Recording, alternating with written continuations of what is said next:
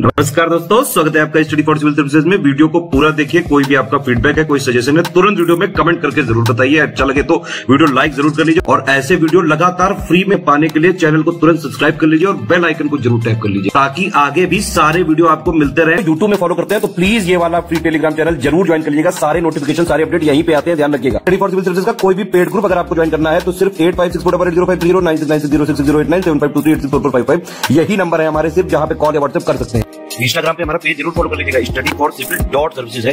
Twitter पे हमको जरूर फॉलो कर लीजिएगा, @study for civils है। सारे क्वेश्चन अटेम्प्ट करिए और स्कोर अपना तुरंत कमेंट करके बताइए। दोस्तों नमस्कार, स्टडी फॉर सिविल सर्विसेज में आपका स्वागत है। यूपीपीएससी पेड क्विज हम जो देख रहे हैं लगातार कंटिन्यू करेंगे। फर्स्ट क्वेश्चन आज का देखेंगे। इसमें देखिए कहा जा रहा है आपसे कि हाल ही में भारत ने किस देश के साथ क्रिटिकल एंड इमर्जिंग टेक्नोलॉजीज, है ना, एक ये इनिशिएटिव है, यहाँ पे शॉर्ट फॉर्म में कुछ इस तरीके से लिखा मिलेगा ICET, है ना। तो ये भारत ने स्टार्ट किया है यूएस के साथ, ठीक है। टेक्नोलॉजी की फील्ड में कुछ स्ट्रैटेजिक टेक्नोलॉजीज जो हैं उनको डेवलप करने के लिए इस इनिशिएटिव को लॉन्च किया गया है। और लॉन्च में दोनों देशों के जो NSA है ना, नेशनल सिक्योरिटी एडवाइज़र, तो ये शामिल रहे थे। इसको हो सके तो ध्यान रखें। तो विकल्प हमारा ए करेक्ट हो जाएगा यहाँ पे। ICET टर्म को हो सके तो ध्यान रखिएगा। नेक्स्ट इज 3 फरवरी 2023 को हरियाणा के फरीदाबाद में 36वें सूरज कुंड अंतर्राष्ट्रीय शिल्प मेले का उद्घाटन किसने किया। तो काफ़ी एक ये पॉपुलर जो कह लीजिए टूरिस्ट अट्रैक्शन भी होता है, सूरज कुंड जो फेयर होता है, क्राफ्ट फेयर, तो ये आयोजित किया जाता है फरीदाबाद में, हरियाणा में। और इस बार का एडिशन ध्यान रखेंगे 36 है और इसको इनॉग्रेट किया था ये वाइस प्रेसिडेंट जगदीप धनखड़ ने। नेक्स्ट है हाल ही में ग्लोबल ट्रांस फैट एलिमिनेशन 2022, एक रिपोर्ट है, इसको किस संस्था के द्वारा जारी किया गया है। तो इसमें ये WHO की रिपोर्ट है ना, इसको ध्यान रखेंगे। ग्लोबल लेवल पे जो ट्रांस फैट्स के एलिमिनेशन के रेफरेंस में इनिशिएटिव्स हैं उन सब से संबंधित एक रिपोर्ट है। ट्रांस फैट के बारे में आप जानते होंगे कि जो भी हम डाइटरी फैट कह लीजिए अपने डाइट में शामिल करते हैं, उसमें सबसे जो वर्स्ट होता है वो ट्रांस फैट्स होते हैं, जिसमें आप इसको बैड कोलेस्ट्रॉल के रूप में भी जान सकते हैं। कई बार इस तरीके से भी लिखा होता है, थोड़ा हो सके तो इसके बारे में पढ़ लीजिएगा साइंस वाले सेक्शन में। फिलहाल सी विकल्प हमारा करेक्ट है। इसमें देखिए मानव स्वतंत्रता सूचकांक, है ना, ह्यूमन फ्रीडम इंडेक्स, तो 2022 के इंडेक्स में स्विट्जरलैंड जो है वो टॉप कंट्री है और भारत की रैंकिंग आपसे पूछी गई है। तो एक चीज़ ये ध्यान दीजिएगा, इसमें मनुष्यों के कह लीजिए एक फ्रीडम का जो कॉन्सेप्ट होता है उसके रेफरेंस में इंडेक्स दिया जाता है। फ्रेजर इंस्टीट्यूट एक है उनके द्वारा, ठीक। तो जो है इसमें इंडिया की रैंकिंग थी 112। आगे देखें, अभी हाल ही में एक वाकायामा प्रोविंस और महाराष्ट्र जो स्टेट है इनके बीच में एक MOU हुआ है फॉर द पर्पस ऑफ पर्यटन, खाद्य प्रसंस्करण और कुश्ती, है ना। यहाँ पे देख लीजिए रेसलिंग है, फूड प्रोसेसिंग और टूरिज्म। तो पूछा ही जा रहा कि वाकायामा जो है ना, ये किस देश का प्रांत है। तो ये है जापान का। ऑब्जेक्टिव्स को ध्यान रखेंगे इसमें कि किन ऑब्जेक्टिव्स पे ये MOU जो है साइन हुआ है। इसमें देखिए फरवरी 2023 में मुख्यमंत्री योगी आदित्यनाथ, चीफ मिनिस्टर उत्तर प्रदेश के, इन्होंने किस शहर में 10 देशों के लिए वीज़ा जो एप्लीकेशन होता है ना, तो वीज़ा सुविधा प्रदान करने वाले एक सेंटर जिसका नाम है VFS ग्लोबल, है ना, VFS global visa application centre का उद्घाटन किया है। तो ये जो है किया गया है लखनऊ में, ध्यान रखिएगा, इंपॉर्टेंट है काफ़ी ये फैक्ट। बी विकल्प है। और यहाँ पे हो सके तो एक बार इसके जो इसमें 10 देशों के नाम है ये एक बार देख लीजिएगा। इसमें देखिए 6 फरवरी 2023 को भारत के नियंत्रक और महालेखा परीक्षक यानी कि जो CAG होते हैं, तो इन्होंने एक बैठक जो है होस्ट की थी। यहाँ पे लिखा है संघाई सहयोग संगठन, है ना, जो SCO है। तो इसके अंतर्गत यहाँ पे देखिए जो साई लिखा है ना, SAI, इसका फुल फॉर्म है सुप्रीम अकाउंटिंग अथॉरिटीज़ या फिर इंस्टीट्यूशंस कह लीजिए, ठीक। तो जो सार्क देश, सार्क नहीं माफ़ कीजिएगा, SCO के जो देश हैं, सदस्य देश, उनके अंतर्गत जो ऑडिट इंस्टीट्यूशंस हैं उनकी एक बैठक आयोजित की गई है। 6th एडिशन था ये और लखनऊ में इसको किया गया है। और होस्ट किसने किया है? भारत के CAG ने। तो ये यहाँ पे ध्यान रखने वाली बात है, ठीक। और इसमें जो इनका थीम था ये भी हो सके तो ध्यान रखिएगा, इसमें ये था कि इंटीग्रेटिंग इमर्जिंग टेक्नोलॉजीज इन ऑडिट, ऐसे करके था, ठीक। तो इन सब चीज़ों को ध्यान रखिए प्लीज़।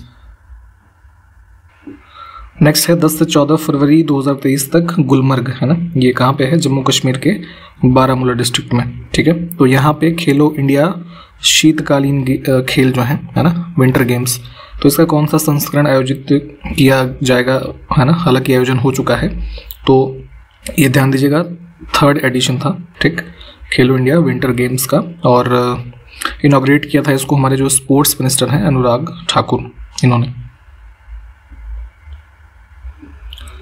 नेक्स्ट है 4 फरवरी 2023 को किस केंद्रीय मंत्री ने 2 बार हो गया है, इग्नोर करिएगा इसको, ठीक है। तो इन्होंने आर्द्र भूमि के संरक्षण के लिए जो वेटलैंड्स होते हैं उसके लिए एक होल ऑफ सोसाइटी, है ना, जो सोसाइटी हमारी है एज अ कलेक्टिव अप्रोच के साथ वेटलैंड्स को, है ना, कंजर्व करने की दिशा में कार्य करें, इस दृष्टिकोण के रूप में एक आर्द्र भूमि बचाओ अभियान प्रारंभ किया गया, ठीक है। तो ध्यान दीजिएगा 4 फरवरी को वेटलैंड कंजर्वेशन डे भी होता है, और इसके अवसर पर जो हमारे यूनियन एनवायरनमेंट मिनिस्टर हैं भूपेंद्र यादव, उन्होंने इसको लॉन्च किया है। कहाँ से, इसमें गोवा में एक लेक है नंदा लेक, ठीक, वहाँ से। 4 फरवरी 2023 को झारखंड के देवघर में, है ना, यहाँ पे एक भगवान शिव का काफ़ी फेमस मंदिर भी है, तो इसको भी ध्यान रखिएगा। तो यहाँ पे विश्व के पहले इफ्को नैनो यूरिया प्लांट, है ना, जो इफ्को एक समूह है, ये यूरिया फर्टिलाइजर्स वगैरह जो निर्माण करते हैं, तो इसके जो ये नैनो यूरिया एक डेवलप किया गया है, आपने शायद पहले पढ़ा होगा, तो उसका एक 5वां जो ये लगाया गया है, कह लीजिए प्लांट, है ना, देवघर में, उसका हाल ही में शिलान्यास किया गया। तो वो पूछा जा रहा है किसके द्वारा, तो ये ध्यान रखेंगे कि ये यहाँ पे देवघर में प्लांट लगा है, और अभी जो रिसेंटली यहाँ पे इनॉग्रेशन किया है ये होम मिनिस्टर अमित शाह ने किया है, फाउंडेशन स्टोन वगैरह ये किया था। और इसमें ये ध्यान रखने वाली बात है कि ये जो प्लांट है यहाँ पे लगभग साल भर में 6 करोड़ जो लिक्विड यूरिया बॉटल्स हैं इसका प्रोडक्शन होगा। और एक चीज़ और ध्यान दीजिएगा कि जो ट्रेडिशनल यूरिया आती थी, एक पूरा बैग होता था लगभग शायद 50 किलो का, है ना, तो उसको अब लिक्विड यूरिया जो यहाँ पे बन रही है ना, नैनो यूरिया, तो इसमें क्या है कि मात्र 500 ग्राम की एक बॉटल जो है लिक्विड, वो उतना ही काम करेगा जो 50 kg का बैग करता था, है ना। तो ये चीज़ इंपॉर्टेंट है, इसको ध्यान रखिएगा। फिलहाल बी विकल्प इस क्वेश्चन के लिए करेक्ट है। जेरमी हेवर्ड, है ना, इनका नाम इंपॉर्टेंट है। 6 मैचों में कुल 9 गोल के साथ पुरुष हॉकी विश्व कप 2023, अभी जिसकी हमने बात की है पिछले वीडियोस में, उसमें टॉप गोल स्कोरर रहे थे। तो ये किस देश के हैं, तो ये है ऑस्ट्रेलिया के। अब इसी पुरुष हॉकी विश्व कप जो भी इंडिया में ही हुआ, ओडिशा में, उसमें किस देश के खिलाड़ी निकलास वेलन, यहाँ पे इनका नाम देखिए, इनको प्रतियोगिता के सर्वश्रेष्ठ खिलाड़ी और सर्वश्रेष्ठ फॉरवर्ड, है ना, जो प्लेइंग पोजीशन होती है उसमें फॉरवर्डर के रूप में इस पुरस्कार से भी इनको सम्मानित किया गया। तो ये हैं जर्मनी के। नेक्स्ट है कि यक्षगान नामक लोक नृत्य का संबंध किस राज्य से है।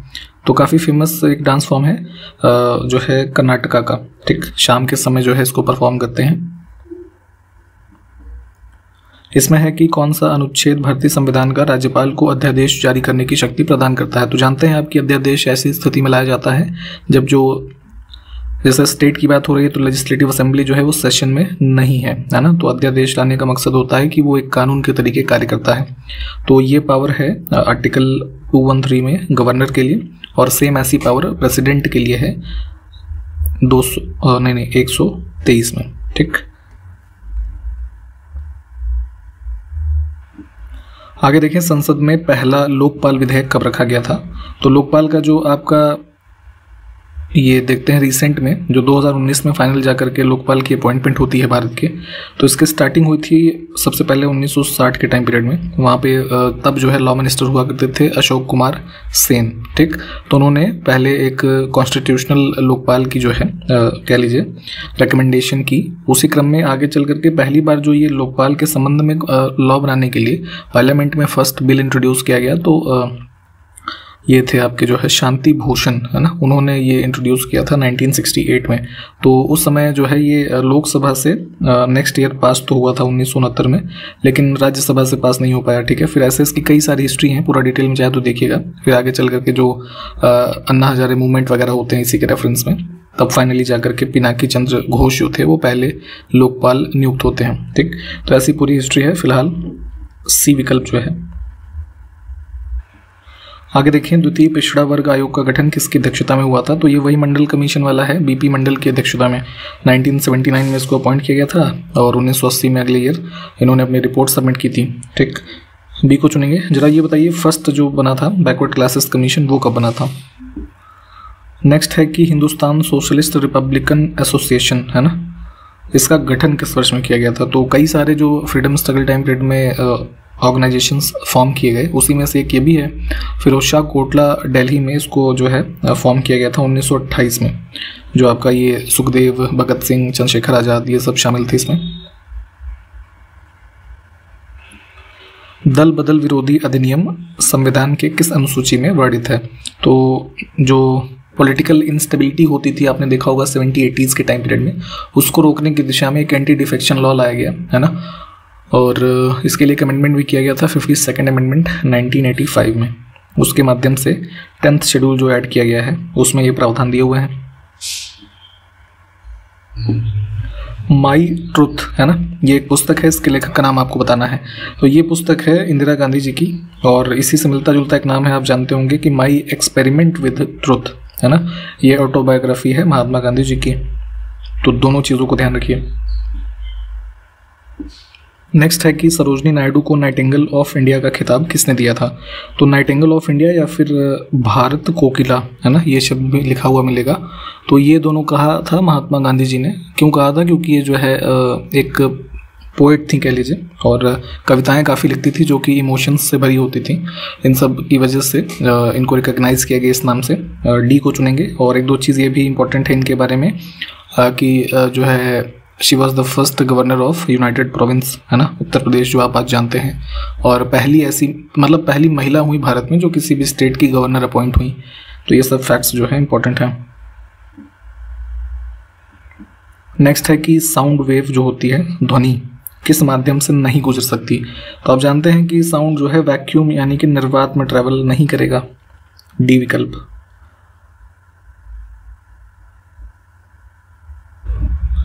आगे है कि भारत का पहला निजी रेलवे स्टेशन यानी कि प्राइवेट रेलवे स्टेशन कौन सा है? ठीक है, तो प्राइवेट क्या मतलब पीपीपी मॉडल पे है ना, पब्लिक प्राइवेट पार्टनरशिप पे। हबीबगंज रेलवे स्टेशन जो मध्य प्रदेश में है, रानी कमलापति देवी करके स्टेशन का नाम है। ठीक, तो ये पहला जो है ऑपरेटेड है पीपीपी मॉडल पे। एक बंसल ग्रुप है ना जो इसको चलाते हैं। नेक्स्ट है कि चित्रकूट एक जलप्रपात है ना, भारत का नियाग्रा फॉल की संज्ञा इसको जो है दी जाती है। नियाग्रा फॉल जो आप एक वाटरफॉल है, विश्व में काफ़ी फेमस है, पहले भी हमने बताया है आपको। जरा ये कमेंट करके बताइए कि किस देश में स्थित है ये। ठीक, तो खैर यहाँ पे हम अपने क्वेश्चन पे आएंगे। तो जो चित्रकूट जलप्रपात है ये स्थित है इंद्रावती नदी पे, जो कि किस उसमें है, राज्य में, छत्तीसगढ़ में। ठीक, बस्तर डिस्ट्रिक्ट जो है यहाँ पे। इसमें है कि जल जनित बीमारी इसमें से कौन सा नहीं है ना, तो चिकन पॉक्स देखेंगे ना, अब ये होता है उससे वायरल डिजीज है ना, ये वायरस से। आगे देखें, समावेशी विकास सूचकांक निम्नलिखित में से किसके द्वारा जारी किया जाता है? एक काफ़ी इंपॉर्टेंट इंडेक्स जो ये है मुख्य परीक्षा के भी लिहाज से, वर्ल्ड इकोनॉमिक फोरम जो है इसको लॉन्च करते हैं। इसमें थोड़ा ये देख लीजिएगा, इसमें जो इंडिकेटर्स होते हैं, पिलर्स है ना, वो इंपॉर्टेंट होते हैं। आगे है कि राष्ट्रीय खाद्य सुरक्षा अधिनियम किस वर्ष में लागू हुआ था? तो ये जो बना था इसमें 2013 में संसद का जो एक्ट बना। आगे देखें, आधारभूत उद्योग के अंतर्गत निम्नलिखित में से कौन सा शामिल नहीं है ना, तो जो आप ये पढ़ते हैं ना, इंडेक्स ऑफ इंडस्ट्रियल प्रोडक्शन, तो इसमें कुल 8 उद्योग शामिल होते हैं हमारे यहाँ, जिनका डेटा आप देखते हैं मंथली बेसिस पे जो है आता है ना। तो उसमें क्या क्या है? कोल है, फर्टिलाइजर है, सीमेंट है, यहाँ पे ई कॉमर्स जैसा कुछ भी नहीं है। इसके अलावा इलेक्ट्रिसिटी है ना, फिर क्या आ गया, स्टील, रिफाइनरी प्रोडक्ट्स हमारे होते हैं, क्रूड ऑयल होता है ना, और एक आध क्या बच गया, नेचुरल गैस, हाँ है ना। इनके नाम सबके ध्यान रखा करिए।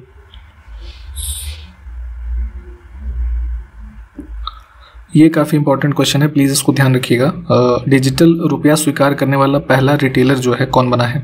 तो आपको पहले हमने बताया था कि central bank digital currency RBI के द्वारा लॉन्च किया गया है, जिसको आप ई रूपी की संज्ञा देते हैं। ठीक, इसके बारे में खैर अलग से पढ़िएगा। और इसको एक्सेप्ट करने वाला है ना as a form of money पहला इंटरप्राइजेस जो बना है देश में वो है रिलायंस रिटेल। ठीक, ऑप्शन ए। हाल ही में ब्राज़ील अंतर्राष्ट्रीय सौर गठबंधन है ना ISA जो है इंटरनेशनल सोलर अलायंस, इसका एक पूर्णकालिक जो है सदस्य बना है। ठीक, तो ध्यान रखेंगे ब्राज़ील बना है। और इसका मुख्यालय कहाँ पे है, पहले भी हमने कई बार आपको बताया है कि ये जो है गुरुग्राम हरियाणा में है। ठीक, आगे देखें 22वें एडिशन का भारत रंग महोत्सव है ना, ये आयोजित किया गया 2023 का 14 से 16 फरवरी तक। तो ऑर्गेनाइजिंग जो ये हमारा इंस्टीट्यूशन है ये कौन सा है ये बताना है। तो NSD है ना जो दिल्ली में है, इन्होंने लगभग जो है भारत के लगभग 10 अलग अलग शहरों में इससे संबंधित जो और इवेंट्स थे उसको भी ऑर्गेनाइज किया था। तो नाम यहाँ पे ध्यान रखिएगा। हाल ही में प्रधानमंत्री मोदी जी ने एशिया के सबसे बड़े हेलीकॉप्टर मैन्युफैक्चरिंग यूनिट इसका उद्घाटन किस राज्य में किया है। तो एक जगह है तुकामारू कर्नाटका में है ना, यहाँ पे किया गया है।